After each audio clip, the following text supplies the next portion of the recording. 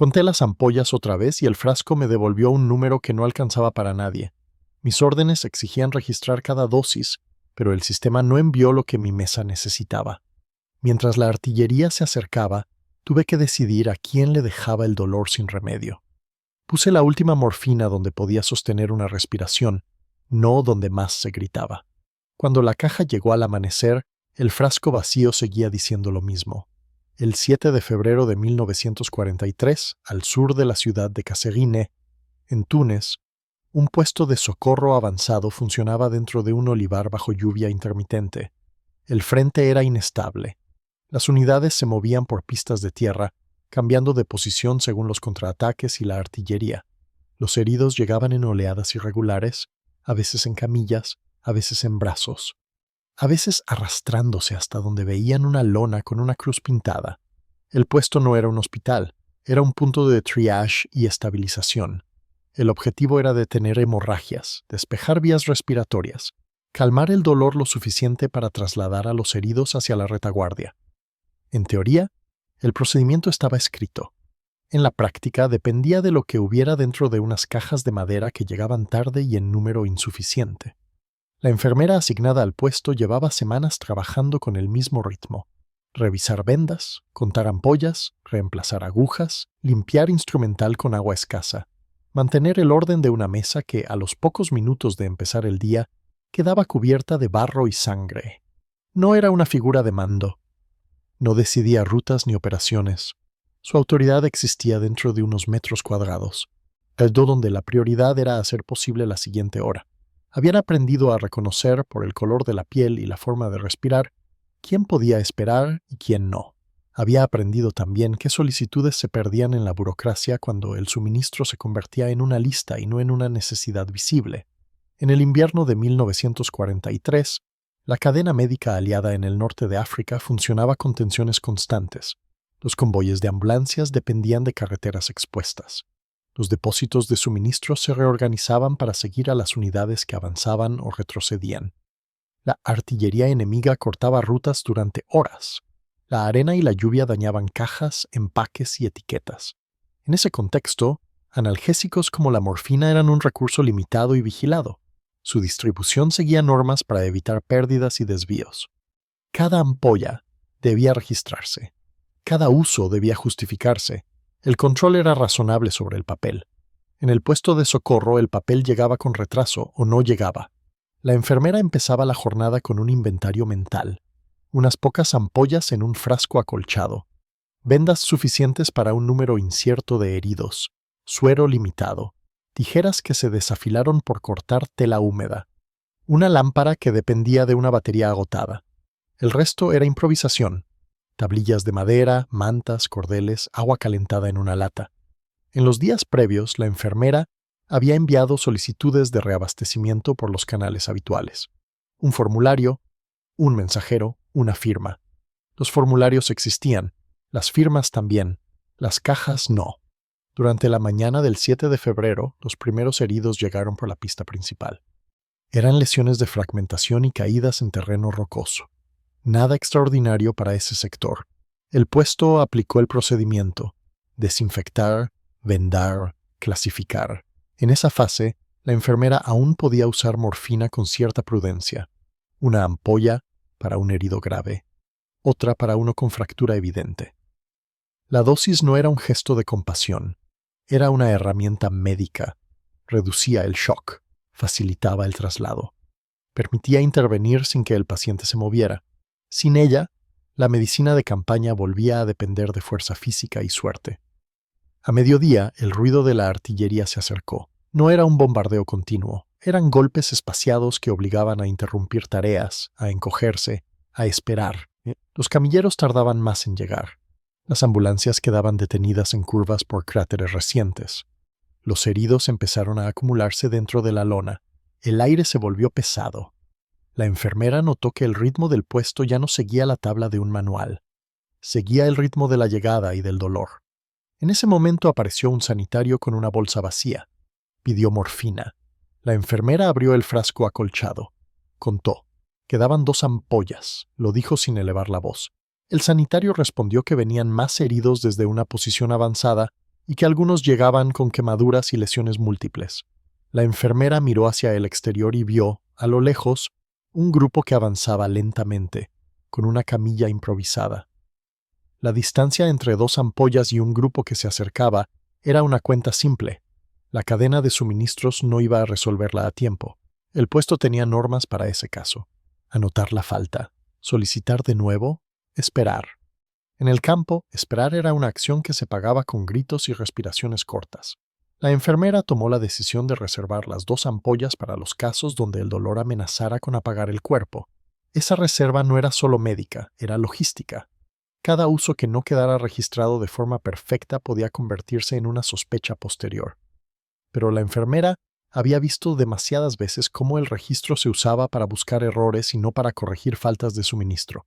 En menos de una hora, llegaron más heridos. Uno de ellos tenía una pierna fracturada y una herida abierta, con barro incrustado. Otro tenía fragmentos en el abdomen y respiraba con esfuerzo.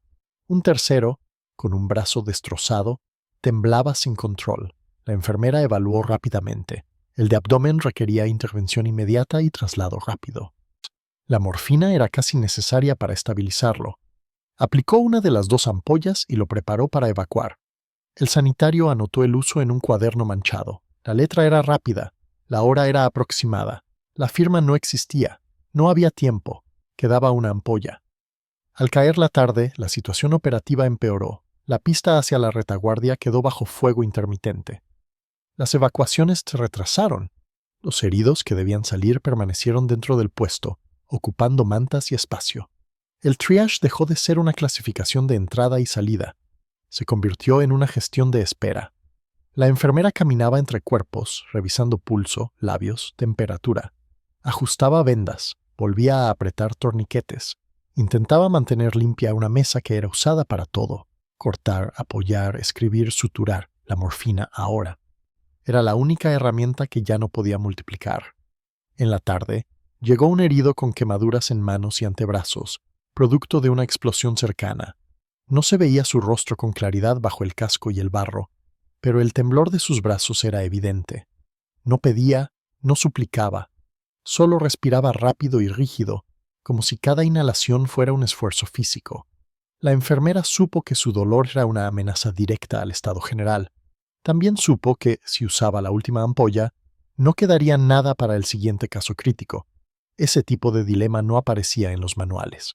En los manuales, el suministro estaba garantizado. En el olivar, el suministro era un espacio vacío dentro de una caja que no llegó. La enfermera se apartó un momento hacia la mesa del inventario. No podía inventar morfina, pero podía actuar sobre el contexto. Pidió al sanitario que calentara agua en una lata, usando una pequeña fuente de calor protegida del viento. Pidió también que reunieran cualquier alcohol disponible para desinfección. Solicitó mantas adicionales. No eran analgésicos, pero podían reducir el temblor. Ordenó que se humedecieran paños para colocarlos en la piel quemada de forma controlada, evitando adherencias. Esa técnica era imperfecta, pero en campo se usaba como medida de alivio parcial. El objetivo era ganar minutos, no lograr un tratamiento completo.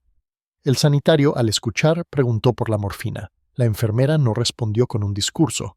Señaló el frasco, una ampolla, la puso sobre la mesa como si fuera una moneda rara. La mirada del sanitario se movió de la ampolla a la fila de heridos. Comprendió, no hubo discusión. En ese tipo de puestos, la autoridad se sostenía en decisiones rápidas y consistentes. La enfermera ya había tomado su decisión. La última ampolla sería para el caso en que el dolor precipitara un colapso, no para aliviar lo que se podía contener con medidas parciales.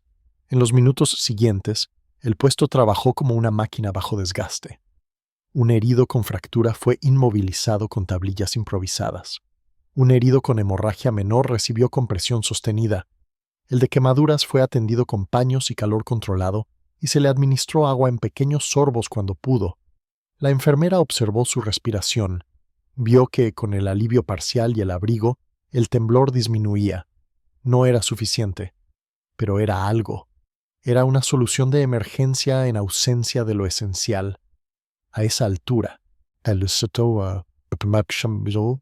la falta de morfina dejó de ser un problema clínico y se convirtió en un problema institucional. La enfermera envió de nuevo un pedido por el canal establecido. El mensajero salió con el papel en la mano. El papel tenía casillas y números. En el margen, la enfermera agregó una nota breve sobre la situación. No era una queja, era una descripción. Faltan analgésicos, evacuaciones retrasadas, aumento de heridos por fuego cercano. Esa nota se perdería con facilidad entre otros documentos, pero era la única forma de dejar rastro. La noche cayó temprano por el cielo cubierto. La lona del puesto se volvió una sombra. La lámpara funcionaba a ratos. Las sombras se estiraban sobre el suelo embarrado. En el exterior se oían vehículos que no podían acercarse del todo. Los camilleros entraban y salían con pasos pesados. El puesto de socorro estaba más cerca del frente de lo que se recomendaba en tiempos ideales, pero el frente no ofrecía tiempos ideales. Las órdenes exigían proximidad para reducir el tiempo de traslado inicial. Esa exigencia aumentaba el riesgo y la presión sobre un equipo pequeño. A medianoche, el caso que la enfermera temía llegó. Un herido con lesión extensa en el tórax, probablemente por fragmentos, respiraba con dificultad, con movimientos cortos y dolorosos. No era solo dolor, era insuficiencia. La enfermera evaluó rápidamente. El herido necesitaba estabilización inmediata. El dolor, en esa situación, podía agravar el estado por el esfuerzo respiratorio y el shock. La enfermera tomó la última ampolla de morfina. No dudó más, la administró. El sanitario anotó como pudo. La hora, otra vez, fue aproximada. El papel, otra vez, quedó manchado. La prioridad era sostener al herido hasta que hubiera un vehículo que pudiera sacarlo. Con la última ampolla utilizada, el puesto entró en una fase sin margen. A partir de ese momento, cada nuevo herido grave sería atendido sin el analgésico principal. La enfermera reorganizó el trabajo alrededor de esa carencia. Aumentó el uso de inmovilización para reducir dolor por movimiento. Aplicó compresión más cuidadosa para evitar manipulación repetida. Mantuvo a los pacientes abrigados para reducir temblores y gasto corporal. Pidió silencio relativo dentro de la lona para evitar que el estrés aumentara la agitación. No era una medida sentimental, era fisiología básica en condiciones precarias. La madrugada trajo una pausa breve en el fuego. Esa pausa permitió que una ambulancia se acercara.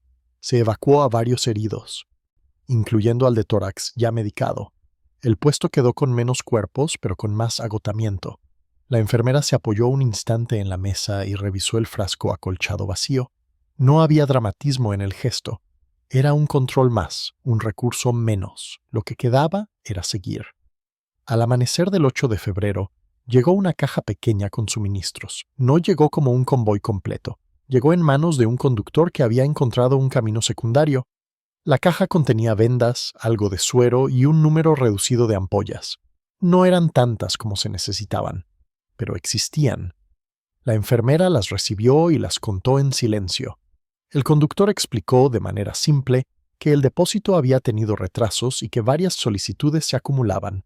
No ofreció excusas largas, no era su función. La enfermera no respondió con reproche. En un sistema así, el reproche rara vez viajaba hacia donde podía corregir algo. Con el reabastecimiento parcial, la enfermera revisó el registro de la noche anterior. Las anotaciones estaban incompletas, faltaban firmas. Algunas horas eran aproximadas. Ese tipo de registro imperfecto podía convertirse en un problema administrativo, pero también era la evidencia de una realidad. Un puesto operando al límite, con un equipo reducido, bajo fuego, sin suministros suficientes. La enfermera ordenó que se completaran algunos datos mientras aún se recordaban. No para protegerse, para que, al menos, quedara una secuencia que mostrara la presión. Esa era una forma de resistir al silencio burocrático. Dejar marcas de lo que faltó. En los días siguientes, el frente se movió y el puesto cambió de ubicación. El olivar quedó atrás. Otros lugares se convirtieron en nuevos puntos de socorro. La falta de morfina se repitió en diferentes grados, a veces por retrasos, a veces por pérdidas, a veces por controles que retenían la distribución por procedimientos. La enfermera siguió aplicando soluciones de emergencia cuando era necesario. Calor, inmovilización, paños, abrigo, control del entorno. Medidas que en un hospital serían auxiliares. En primera línea eran herramientas principales cuando lo esencial faltaba. En una reunión breve de personal médico, días después, se habló de la escasez de analgésicos. No hubo un informe extenso. Hubo un intercambio de datos y una recomendación: ajustar el stock mínimo y acelerar el envío a puestos avanzados en sectores con evacuación difícil. Esa recomendación viajó por la cadena de mando médica. No se sabe con certeza dónde se detuvo o cuánto se aplicó. En la campaña, muchas recomendaciones competían por atención con problemas mayores. Pero el hecho de que se hablara del tema ya indicaba algo. La carencia había sido demasiado visible para quedar solo como una nota al margen. La enfermera continuó su trabajo sin reconocimientos formales. En la estructura militar, el reconocimiento solía concentrarse en operaciones y resultados visibles. El puesto de socorro producía resultados que no se veían en mapas de avance. Su éxito era que alguien sobreviviera lo suficiente para ser trasladado. Su fracaso era un registro de bajas. Entre ambos había decisiones pequeñas que no quedaban en los partes. Con el tiempo, el episodio de aquella noche en el olivar se redujo a un recuerdo operativo, un frasco vacío, una caja que llegó tarde. Un herido con quemaduras atendido sin el analgésico esperado. Un herido de tórax estabilizado con la última ampolla. El hecho central no fue un acto heroico aislado. Fue una respuesta sistemática a una falla del sistema. La enfermera no improvisó por deseo de improvisar. Lo hizo porque el procedimiento dependía de un suministro que no estaba. En los meses posteriores, cuando la campaña avanzó a otras zonas y la cadena logística se adaptó, el problema de la morfina se volvió menos frecuente en algunos sectores y persistente en otros. Pero la lógica se mantuvo. En primera línea, la medicina dependía tanto de la organización como de la habilidad clínica. Cuando la organización fallaba, la habilidad se convertía en una forma de contención. Eso era lo que había ocurrido en Túnez. En febrero de 1943, un puesto pequeño sosteniendo la presión con recursos mínimos y una enfermera tomando decisiones de racionamiento y sustitución bajo fuego intermitente. Al final de la campaña, los registros médicos se archivaron junto a otros documentos. Las anotaciones incompletas de aquella noche, si sobrevivieron, quedaron mezcladas con cientos de páginas similares. No contaban una historia por sí mismas. Solo mostraban ampollas usadas, horas aproximadas y nombres de heridos. La parte esencial, la de la carencia y la improvisación, quedaba en la memoria de quienes estuvieron bajo la lona. La enfermera no dejó un informe personal. No tenía espacio para eso. Su legado, como el de muchos en puestos avanzados, fue silencioso y práctico. Consistió en haber mantenido el puesto funcionando cuando lo necesario faltó. En haber usado el último recurso con criterio clínico, aun sabiendo que el siguiente caso llegaría sin margen. En haber creado alivio parcial con medidas simples, sin prometer más de lo que podía ofrecer. Y en haber dejado, en un papel manchado, la señal de una crisis médica que no se resolvía con valentía, sino con suministro.